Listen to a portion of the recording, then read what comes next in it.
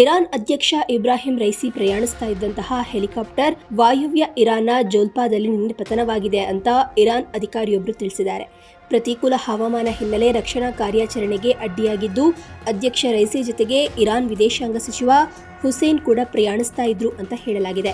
ದಟ್ಟ ಮಂಜು ಆವರಿಸಿರೋದ್ರಿಂದ ಹೆಲಿಕಾಪ್ಟರ್ ಅವಘಡದ ಶಂಕೆ ವ್ಯಕ್ತವಾಗಿದ್ದು, ಇರಾನ್ ನಾಯಕನ ಜೀವಕ್ಕೆ ಕುತ್ತು ಉಂಟಾಗಿರುವ ಆತಂಕ ಎದುರಾಗಿದೆ. ಈ ಹಿನ್ನೆಲೆ ಭೂಮಾರ್ಗದ ಮೂಲಕ ತಲುಪಿ ಕಾರ್ಯಾಚರಣೆ ನಡೆಸಲು ತೀರ್ಮಾನವನ್ನ ಮಾಡಲಾಗಿದೆ. ಇನ್ನು ಇರಾನ್ ಅಧ್ಯಕ್ಷ ಇಬ್ರಾಹಿಂ ರೈಸಿ ಪ್ರಯಾಣಿಸ್ತಾ ಇದ್ದಂತಹ ಹೆಲಿಕಾಪ್ಟರ್ ಪತನವಾಗಿರುವ ವಿಷಯ ತಿಳಿದು ಪ್ರಧಾನಿ ನರೇಂದ್ರ ಮೋದಿ ಅವರು ಕಳವಳ ವ್ಯಕ್ತಪಡಿಸಿದ್ದಾರೆ. ಇಬ್ರಾಹಿಂ ರೈಸಿ ಅವರು ಸುರಕ್ಷಿತವಾಗಿ ಬರಲಿ ಅಂತ ಪ್ರಾರ್ಥಿಸುತ್ತೇನೆ ಅಂತ ಟ್ವೀಟ್ ಮೂಲಕ ತಿಳಿಸಿದ್ದಾರೆ. 63 ವರ್ಷದ ರೈಸಿ ಅವರು 2021ರಲ್ಲಿ 2ನೇ ಬಾರಿ ಅಧ್ಯಕ್ಷರಾಗಿ ಆಯ್ಕೆಯಾಗಿದ್ರು. ಇವರು ಅಮೆರಿಕ ಹಾಗೂ ಇಸ್ರೇಲ್ನ ಕಟು ವಿರೋಧಿಯಾಗಿದ್ದಾರೆ.